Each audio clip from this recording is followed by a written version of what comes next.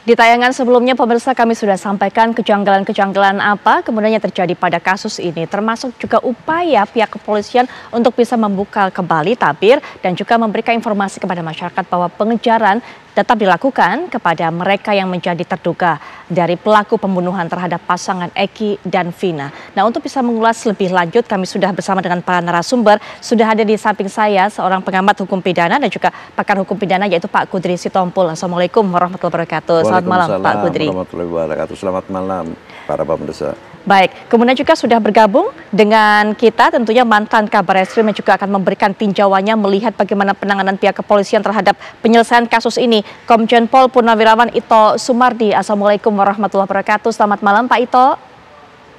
Waalaikumsalam, Mbak Putri. Selamat malam.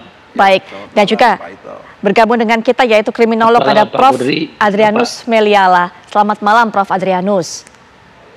Selamat malam, Mbak Putri. Baik, karena waktu dari Prof. Adrianus juga terbatas, maka langsung saja saya ingin dengarkan bagaimana pandangan Prof. melihat kasus ini, penyelesaiannya ataupun juga upaya dari pihak kepolisian untuk bisa mendapatkan menangkap pelaku jika cukup lama. Kesulitan apa sebenarnya yang terjadi menurut kacamata dari Prof. Adrianus? Saya menduga pada awal kasus ini terungkap ada kesalahan dalam rangka olah TKP, ya, khususnya untuk 3 orang ini, khususnya lagi pada saat ketiga orang ini merat atau kabur. Dalam dunia kriminologi, maka konteks kaburnya seseorang itu biasanya mengikuti pada yang kita sebut sebagai mental map, ya, peta mental. Kita cenderung untuk kemudian lari ke tempat-tempat di mana kita familiar, rumah teman gitu ya. Tapi clearnya 3 orang ini lari ke tempat-tempat di mana tidak di rumahnya, tidak ke rumah saudaranya, tapi ke tempat yang lain dan mungkin juga dibantu, sehingga kemudian ada kesulitan dalam rangka kepolisian dalam rangka mengungkapnya, sehingga kemudian ketika bekerja dengan waktu, maka 8 orang yang segera dimajukan, 3 belum.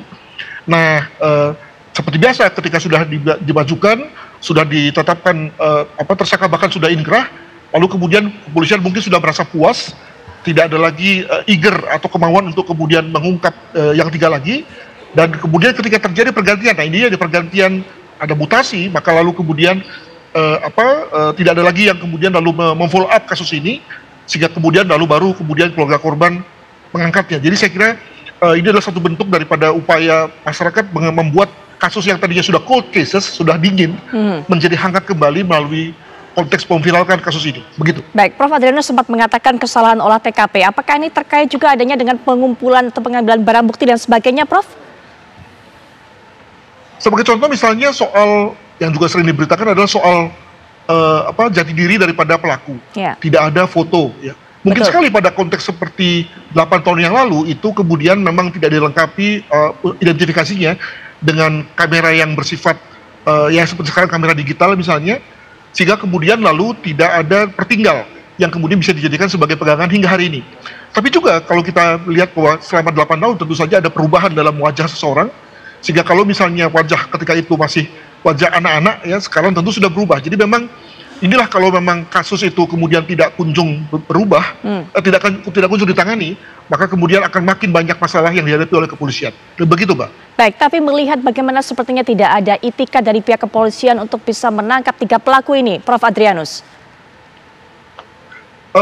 Sekali lagi ini adalah satu bentuk upaya pengawasan masyarakat, ya, di mana kepolisian memiliki perhatiannya sendiri, tapi melalui konteks pemfilman kasus Vina ini, maka kemudian kepolisian dipaksa dalam tanda kutip untuk kemudian kembali menjadi perhatian.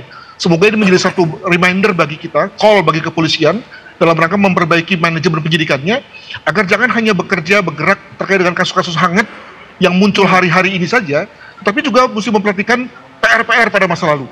Para pejabat yang hari ini bekerja, jangan segan-segan untuk kemudian mengungkap kembali PR-PR yang sudah dibuat oleh pendahulunya. Begitu, Mbak? Baik, ini juga mungkin terakhir, Prof. Adrianus, melihat kesalahan olah TKP tadi, apakah juga kemudian mempersulit mereka untuk bisa melakukan pengejaran, hingga saat ini mereka juga tidak kunjung melakukan ataupun juga menangkap pelaku tersebut, Prof. Adrianus? Di dalam satu kegiatan yang berbasis pada data, bukti, maka tentu bukti itu menjadi clue, ya, menjadi penuntun dalam rangka mengumpulkan jejak berikutnya, bukti berikutnya, ataupun tersangkanya. Nah, kalau kemudian bukti itu kemudian dikumpulkan secara salah, tidak terkumpul, ya rusak dan seterusnya, maka tentu kemudian akan mempersulit. Sekali lagi kemudian diperparah dengan waktu ya yang sudah lama, sehingga memori yang kuat pun akan tergerus, ingatan yang kuat pun akan tergerus gitu ya, sehingga lalu akan menyulitkan kepolisian sendiri. Demikian, Mbak. Prof. Adrianus, terima kasih sudah meluangkan waktu dengan kami. Silakan untuk bisa melanjutkan kegiatannya, tapi mungkin nanti kalau ada waktu luang juga mungkin bisa bergabung kembali di program ini untuk bisa melanjutkan perbincangan, Prof. Adrianus. Terima kasih, Prof. Adrianus.